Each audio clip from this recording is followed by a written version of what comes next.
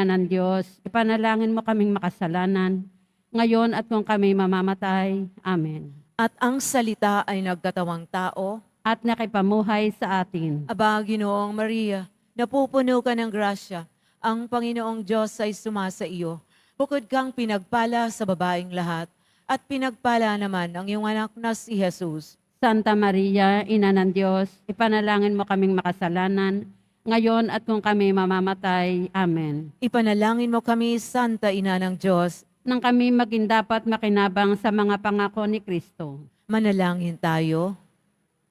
Panginoon naming Diyos, kasihan mo nawa ang aming mga kaluluwa ng iyong mahal na grasya at yayamang dahilan sa pamamagitan ng anghel ay nakilala namin ang pagkakatawang tao ni Jesucristong anak mo.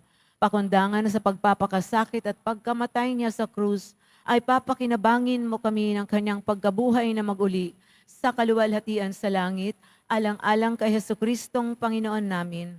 Amen. Luwalhati sa Ama, sa Anak, at sa Espiritu Santo. Kapara noong una, ngayon at kailanman at magpasawalang hanggan. Siya nawa. Luwalhati sa Ama, sa Anak, at sa Espiritu Santo. Kapara noong una, ngayon at kailanman at magpasawalang hanggan. Siya nawa. Luwalhati sa Ama, sa Anak, at sa Espiritu Santo. Kapara noong una, ngayon at kailanman at magpasawalang hanggan. Siya nawa. Sa ngalan ng Ama at ng Anak at ng Espiritu Santo. Amen. Magsiupo muna po ang lahat.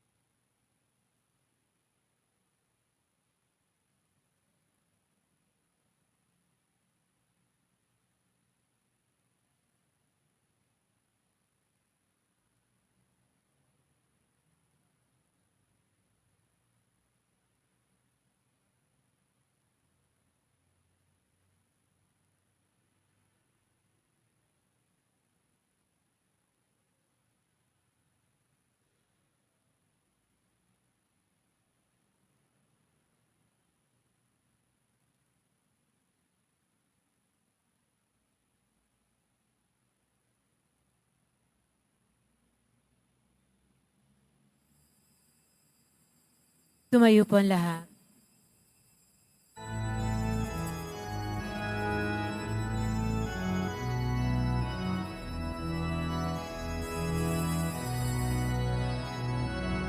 Papuri sa kaitaasan, siya'y papurihan, Diyos ng lahat.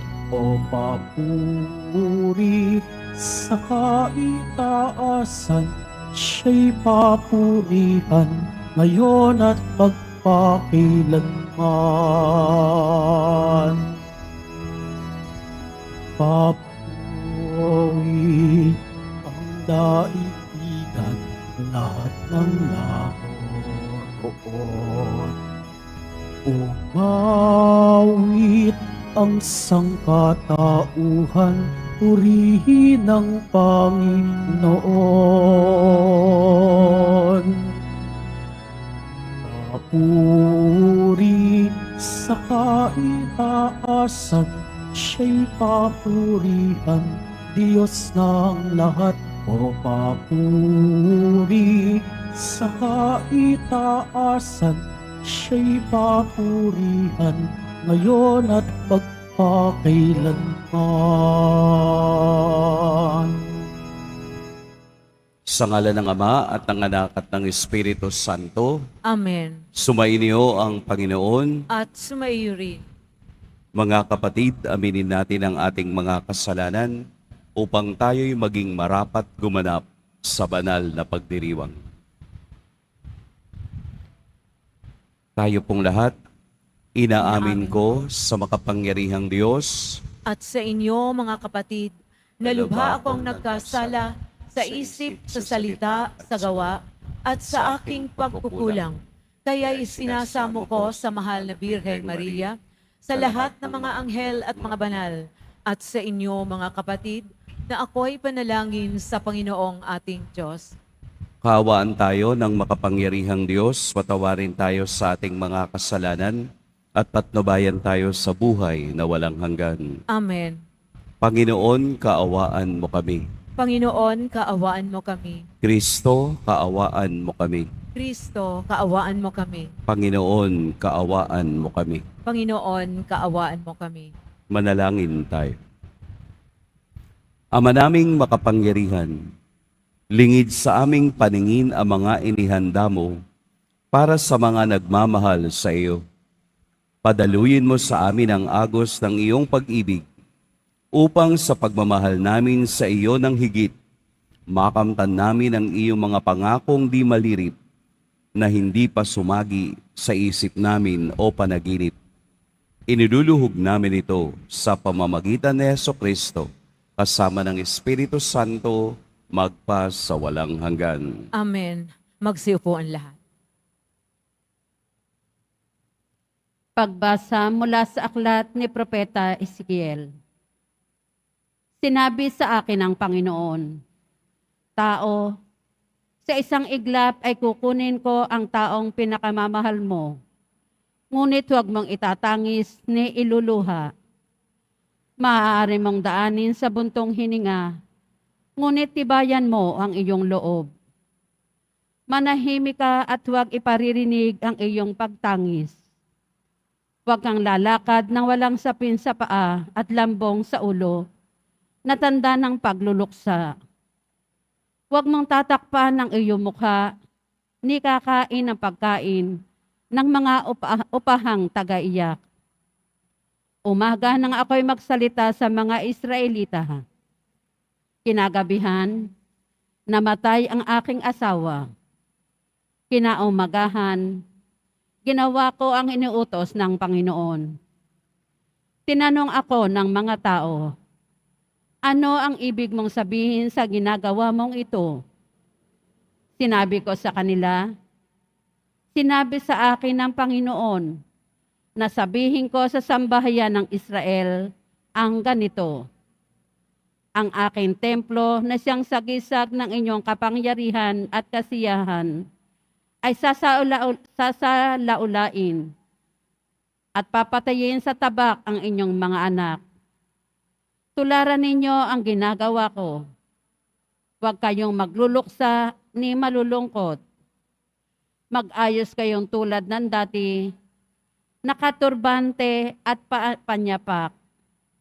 Huwag kayong tatangis o luluha. Dahil sa inyong kasamaan, mangangayayat sa matinding himutok ang bawat isa sa inyo. Sinabi ng Panginoon na ang mangyayari kay Ezekiel ay magiging babala sa inyo. Kung mangyari ang lahat, tularan ninyo ang kanyang ginagawa. Sa gayon, makikita ninyong ako ang Panginoon. Ang salita ng Diyos. Salamat sa Diyos. Ang Diyos ay tinaligdan ng kanyang mga nilalang. Ang Diyos ay tinalikdan ng kanyang mga nilalang. Tinaligdan nila ang Diyos na lumikha sa kanila. Ang Diyos na sa kanila'y nagbigay buhay. Nasaksihan niya ang pagsamba nila sa Diyos-Diyosan. Kaya't kanyang itinakwil, sila na itinuring niyang mga anak. Ang Diyos ay tinalikdan ng kanyang mga nilalang. Sinabi niya, tatalikdan ko sila. Tingnan ko lang kung ano ang kanilang sapitin, pagka sila'y isang lahing masama, mga anak na suwail. Ang Diyos ay tinalikdan ng kanyang mga nilalang. Pinapanibugho nila ako nang sambahin nila yaong hindi Diyos. Ginalit nila ako dahil sa kanilang Diyos-Diyosan. Kaya paninibughuin ko rin sila at gagalitin sa pamamagitan ng bansang di kumikilala sa akin. Ang Diyos ay tinalikdan ng kanyang mga nilalang. Tumayo na po ang lahat.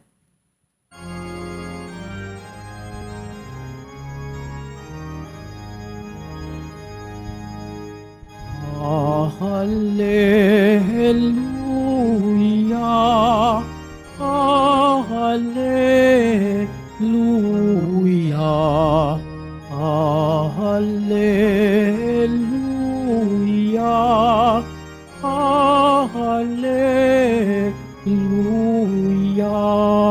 Hallelujah. Mapalad ang mga dukha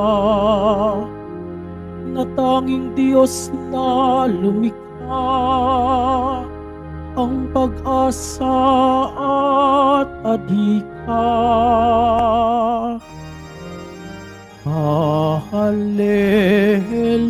Hallelujah, Hallelujah, Hallelujah, Hallelujah.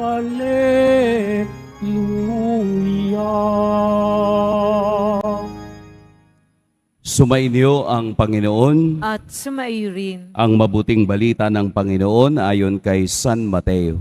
Papuri sa iyo, Panginoon. Noong panahong iyon, may isang lalaking lumapit kay Jesus at nagtanong, Guro, ano pong kabutihan ang kailangan kong gawin upang magkamit ng buhay na walang hanggan? Sumagot si Jesus, Bakit mo ako tinatanong kung ano ang mabuti? Iisa lamang ang mabuti. Kung ibig mong magkamit ng buhay, sundin mo ang mga utos. Alin-alin po? Tanong niya. Sumagot si Jesus, Huwag kang papatay, huwag kang mangangalunya, huwag kang magnanakaw, huwag kang magsisinungaling sa iyong pagsaksi. Igalang mo ang iyong ama at ina, at ibigin mo ang iyong kapwa gaya ng pag-ibig mo sa iyong sarili. Sinabi ng binata, Tinutupad ko na pong lahat iyan. Ano pa po ang dapat kong gawin? Kung ibig mong maging ganap, humayo ka, ipagbili mo ang iyong ari-arian at ipamahagi sa mga dukha ang pinagbilhan. Kapag ginawa mo iyan, magkakaroon ka ng kayamanan sa langit. Pagkatapos, bumalik ka at sumunod sa akin, sagot ni Jesus. Pagkarinig nito, malungkot na umalis ang binata sapagkat siya'y napakayaman. Mga kapatid, ang mabuting balita ng Panginoon. Pinupuri ka namin, Panginoong Heso Kristo. Magsiupo ang lahat. Magandang umaga po sa lahat. Hayaan natin na ang Ebanghelyo sa umagang ito ang siyang magbigay sa atin ng gabay sa ating paglalakbay sa buong maghapon. Ang taong narinig natin sa Ebanghelyo na kausap ni Jesus ay mayroon dalawang K,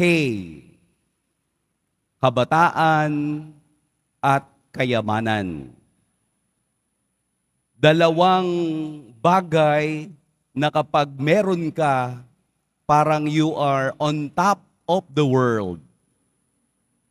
Kabataan, malakas, wala pang iniindang sakit, wala pang sakit sa tuhod o sa balakang o sa anuman. Malakas, kayang tumakbo, kayang tumalon, lahat kayang gawin. Kapag kabataan, the possibilities are endless. Kahit ano pwedeng kainin. Kabataan, youth. So ito yung meron siya. At ang pangalawa ay kayamanan. Bukod sa kaniyang pagiging bata o youth, for that matter, siya ay napakayaman. Sinabi sa Ebanghelyo, napakayaman, hindi natin alam. Siguro sa kaniyang pagiging kabataan, nagkaroon na siya ng kaniyang first 2 million pesos or 3 million pesos na hindi kayang gawin ng iba. Tumanda na yung iba, hindi pa nakakita ng ganun, katulad ko. Hindi ko alam kung ano ang itsura ng 2 bilyon. Kabataan at kayamanan. Kaya nang makita niya si Jesus, siya ay nagtanong. Siguro damang-dama nung batang ito na siya ay youthful, no? Masigasig. Tapos siya ay mayaman. Pero meron siyang hinahanap pa. Hindi pa pala sapat yun, yung kaniyang pagiging bata at pagiging mayaman. Ano po ang gagawin ko para ako'y magkaroon ng kayamanan o buhay na walang hanggan? Maliwanag ang sagot ni Jesus. Sundin mo ang mga utos. Kaya nga nagtanong siya, alin-alin po doon? Ilan ba ang mga utos?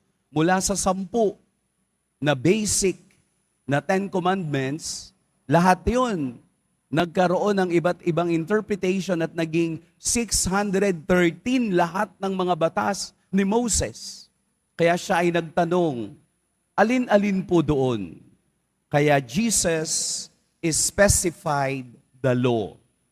Huwag kang papatay, huwag kang mangangalunya, huwag kang magnanakaw, huwag kang magsisinungaling, igalang mo ang iyong ama at ina, ibigin mo ang iyong kapwa gaya ng pag-ibig mo sa iyong sarili. Perfect. Tinupad niya ang lahat ng iyon. Ano pa ang kulang? Tinupad niya yung mga sinabing batas ni Jesus, mayroon siyang kabataan at mayroon siyang kayamanan. Ano ang kulang? Ibig sabihin po, hindi kumpleto at hindi makapagdadala sa atin sa pagiging ganap o perfection ang kayamanan, ang pagiging bata at ang simpleng pagtupad sa kautusan ng Diyos. Kahit meron ka nitong 2 bagay na ito, kung wala ka pang isang K, hindi makukumpleto ang KKK. Ano yung isang K? Ang kaharian ng langit. Ang kaharian ng langit, ang kayamanang hindi pwedeng ipantay sa pagiging bata o kabataan. Bakit? Dahil ang pagiging bata o kabataan o youthfulness ay lilipas sa mahabang panahon. Ang tao ay hindi mananatiling bata kailanman. Kahit na siguro ang pinakamagaling na doktor sa buong mundo ay hindi kayang gumamot na manatili ang tao na bata habang buhay. Ang kayamanan ay nauubos at nalulustay. Pero ang kahuli-hulihang kay, ang kaharian ng Diyos, ang panghabang buhay. At ito ang ipinapakita sa atin ni Jesus. Magkakaroon lamang ng completion o perfection ang lahat ng bagay kung ikaw ay susunod sa akin at iyon ang hindi niya kayang gawin. Bakit? Dahil ang pagsunod kay Jesus ay paglimot sa sarili. Ibig sabihin, ang pagiging kabataan mo ay kakalimutan mo at susunod ka kay Kristo. At ang lahat ng nagpapabigat sa iyo, ang kayamanang hila-hila mo, ay hindi mo pwedeng dalhin kapag si Kristo ang iyong susundan. Ibig sabihin, kay Kristo, sa Diyos lamang ang ating kalakasan. Napakarami na pong mga banal, mga santo na nagbigay ng kanilang buhay, iniwanan ang lahat at sumunod kay Kristo. Si San Francisco ng Assisi na nag-iisang anak ng pinakamayamang tao sa Assisi noong 15th century ay iniwanan ang pagiging kabalyero at sumunod kay Jesus sa pagbibigay ng halimbawa sa mga may hirap at sa mga may ketong. At sumunod pa ang napakaraming tao na handang iwanan ang kabataan at handang iwanan ang kayamanan para ipagpalit sa kayamanang hindi mauubos kailanman. Kaya po, tayo ay patuloy na manalangin sa mga batang masisigasig at matatapang na tumugon sa Diyos sa tawag ng paglilingkod kay Kristo. Atin pong ipanalangin ang mga kabataang tumugon para magpari upang maging kasangkapan ng Diyos sa misyon niya sa mundo. Mga kabataang masisigasig, mga kabataang hindi nagdalawang isip na tumugon sa tawag ng Diyos upang magkaroon ng linaw at laman ang sinabi ni Jesus na sabihin sa kaniyang, humayo ka, ipagbili mo ang lahat ng ari-arian at sumunod sa akin. Maraming sumusunod, pero kakaunti ang nagtatagumpay. Dahil sa ang Diyos ang pumipili at nakakakita ng laman ng puso ng tao at siya ang nagbibigay desisyon kung sino ang kaniyang tatawagin hanggang sa kabilang buhay. Isama po natin sa pananalangin natin ngayon na sana marami pang kabataang tumugon sa tawag ng Diyos. Bakit po? Dahil sa kabataan, napakaraming possibilities na pwede nilang tingnan at sana huwag mawala ang possibility na tumingin sa daan at tawag ng Diyos sa ating panahon. K. Kabataan, kayamanan, pero mas mahalaga ang kaharian ng Diyos sa kabilang buhay. Mag-iingat po kayo ngayong araw. Pagpalain tayo ng poong may kapal.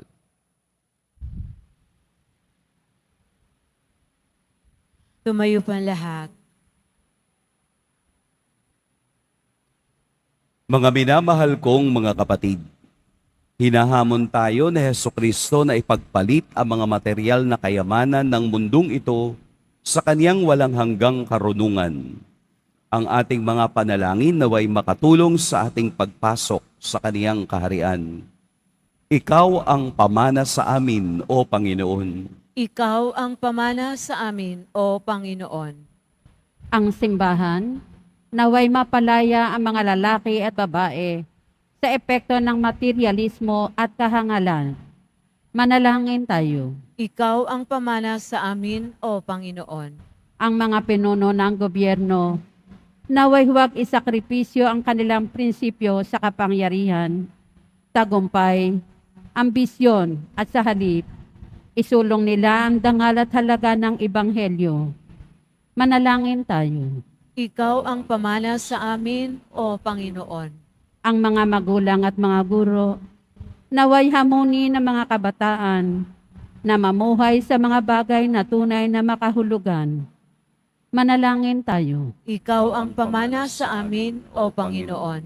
Ang mga Kristiyanong labis ang ari-arian at likas na yaman, naway matutong magbahagi ng kanilang yaman at talento sa mga dukha at kapuspalad.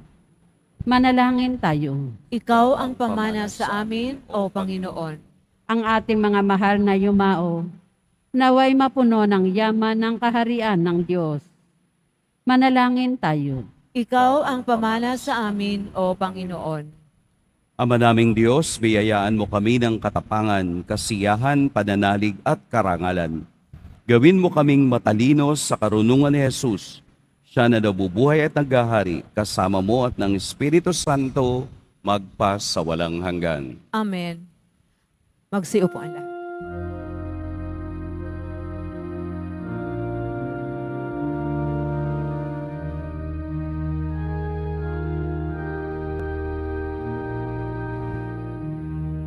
Aming alay sa'yo, Panginoon.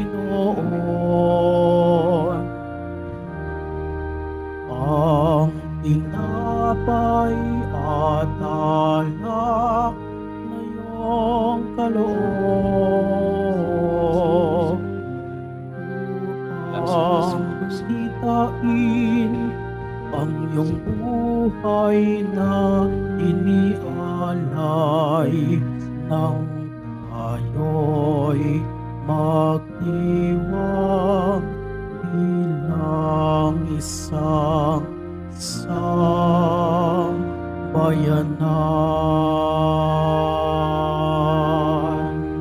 Tumayo po ang lahat.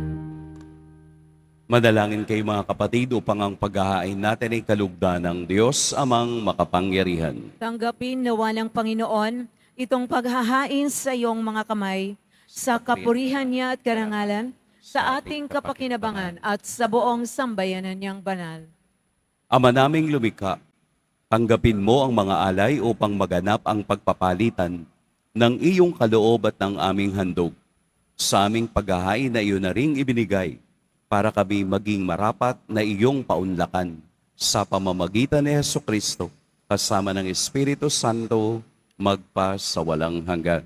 Amen. Sumainyo ang Panginoon. At sumairin. Itaas sa Diyos ang inyong puso at diwa. Itinaas na namin sa Panginoon. Pasalamatan natin ang Panginoong ating Diyos. Marapat na siya ay pasalamatan. Ama naming makapangyarihan, tunay ngang marapat na ikaw ay aming pasalamatan. Pinagbibigyan mong ito'y aming maihayag, kahit na ito'y walang anumang maidaragdag, sa kadakilaang sa iyo ay likas. Sa pagpupuri nami ang nakikinabang, ay kami rin iyong pinakikiharapan sa pamamagitan ng iyong anak na minamahal.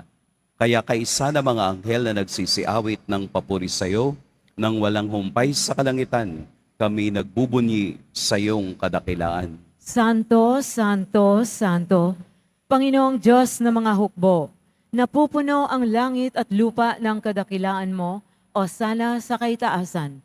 Pinagpala ang naparirito sa ngalan ng Panginoon, o sana sa kaitaasan. Lumuhod po tayo. Ama naming banal, ikaw ang bukal ng tanang kabanalan. Kaya't sa pamamagitan ng iyong Espiritu, gawin mong banal ang kaloob na ito upang para sa amin maging katawan at dugo ng aming Panginoong Heso Kristo. Bago niya pinagtiis ang kusang loob na maging handog, hinawakan niya ang tinapay, pinasalamatan kaniya, pinaghati-hati niya yon, iniabot sa kaniyang mga alagad at sinabi, "Tanggapin ninyong lahat ito at kanin, ito ang aking katawan na ihahandog para sa inyo."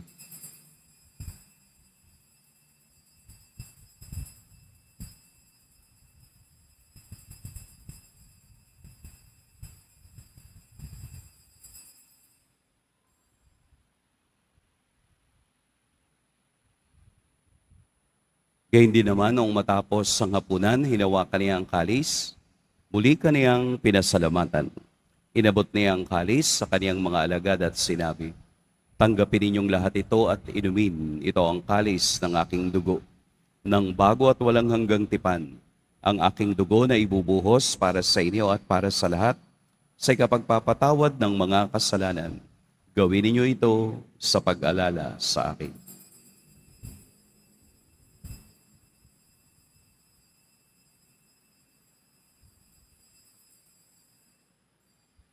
Tumayo po ang lahat. Ipagbunyi natin ang misteryo ng pananampalataya. Si Kristo ay namatay, si Kristo ay nabuhay, si Kristo ay babalik sa wakas ng panahon. Ama, ginagawa namin ngayon ang pag-alala sa pagkamatay at muling pagkabuhay ng iyong anak. Kaya't iniaalay namin sa iyo ang tinapay na nagbibigay buhay at ang kalis na nagkakaloob ng kaligtasan. Kami nagpapasalamat dahil kami iyong minarapat na tumayo sa harap mo para maglingkod sa iyo. Isinasamo namin kaming magsasalo-salo sa katawan at dugo ni Kristo ay mabuklod sa pagkakaisa sa pamamagitan ng Espiritu Santo. Ama, lingapin mo ang iyong simbahang laganap sa buong daigdig. Puspusin mo kami sa pag-ibig kay San Francisco na aming Papa at ni Jose na aming Obispo at ng Tanang Kaparian. Alalahanin mo rin ang mga kapatid naming nahimlay nang may pag-asang sila'y muling mabubuhay, gayon din ang lahat ng mga pumanaw.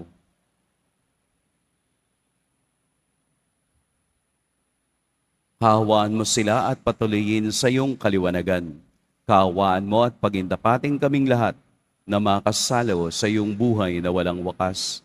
Kaisa ng mahal na Birheng Maria na ina ng Diyos, ng kabiyak ng puso niyang si San Jose, kaisa ng mga apostol ni San Juan Bautista, at ng lahat ng mga banal na namuhay dito sa daigdig ng kalugod-lugod sa iyo, maipagdiwang nawa namin ang pagpupuri sa ikararangal mo sa pamamagitan ng iyong anak na aming Panginoong Heso Kristo. Sa pamamagitan ni Kristo, kasama niya at sa Kanya, ang lahat ng parangal at papuri sa iyo, Diyos, Amang makapangyarihan, kasama ng Espiritu Santo, magpa sa walang hanggan. Amen. Sa tagubilin ng nakagagaling na utos at sa turo ni Jesus na Panginoon natin at Diyos, ipahayag natin ng lakas loob. Ama namin, sumasalangit ka. Sambahin ang ngalan mo, mapasa amin ang kaharian mo, sundin ang loob mo dito sa lupa para nang sa langit. Bigyan mo po kami ng aming kakanin sa araw-araw at patawarin mo kami sa aming mga sala para ng pagpapatawad namin sa nagkakasala sa amin at huwag mo kaming ipahintulot sa tukso at iadya mo kami sa lahat ng masama. Hinihiling namin kami iadya sa lahat ng masama. Pagkalooban ng kapayapaan araw-araw, iligtas sa kasalanan at ilayo sa lahat ng kapahamakan. Samantalang aming pinananabikan ang dakilang araw ng pagpapahayag ng tagapagligtas naming si Heso Kristo. Sapagkat iyo ang karian at ang kapangyarihan at ang kapurihan magpakailanman. Amen. Panginoong Heso Kristo, sinabi mo sa iyong mga apostol, kapayapaan ang iniiwan ko sa inyo, ang aking kapayapaan ang ibinibigay ko sa inyo. Tunghayan mo ang aming pananampalataya at wag ang aming pagkakasala. Pagkalooban mo kami ng kapayapaan at pagkakaisa ayon sa iyong kalooban, kasama ng Espiritu Santo, magpa sa walang hanggan. Amen. Ang kapayapaan ng Panginoon naway laging sumainiyong lahat. at sumaiyo rin. Magbigayan kayo ng kapayapaan sa isa't isa. Kordero ng Diyos na nag-aalis ng mga kasalanan ng sanlibutan, maawa ka sa amin. Kordero ng Diyos na nag-aalis ng mga kasalanan ng sanlibutan, maawa ka sa amin. Kordero ng Diyos na nag-aalis ng mga kasalanan ng sanlibutan, ipagkaloob mo sa amin ang kapayapaan. Lumuhod po tayo. Narito si Jesus ang ating tunay na kayamanan. Ito ang kordero ng Diyos. Ito ang nag-aalis sa mga kasalanan ng sanlibutan. Mapapalad ang inaanyayahan sa kaniyang piging. Panginoon, hindi ako karapat-dapat na magpatuloy sa iyo, ngunit sa isang salita mo lamang ay gagaling na ako. With the body and blood.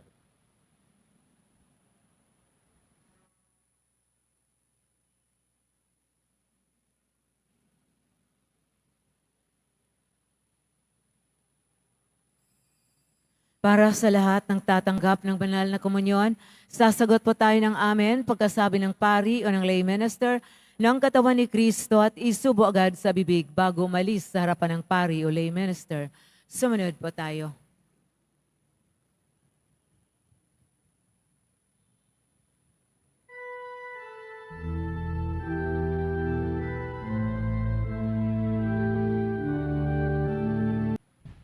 Tumayo na po ang lahat. Manalangin tayo.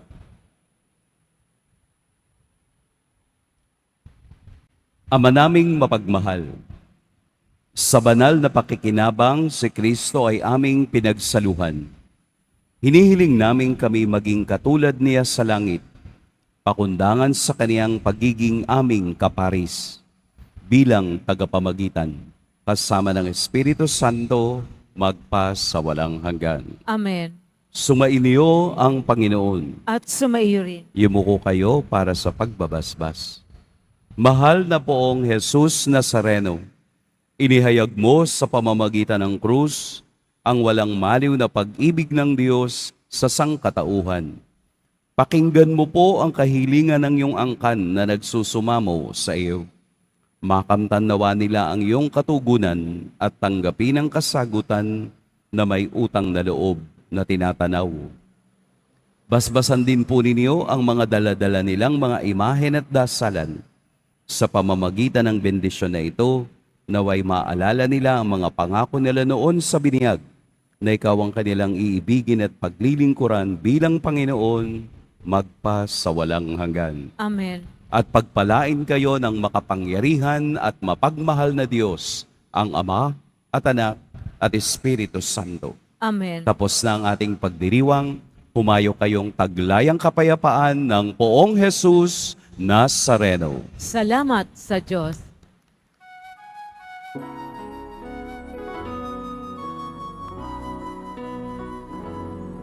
Cristo Padre Jesus Nazareno, sinasamba ka namin.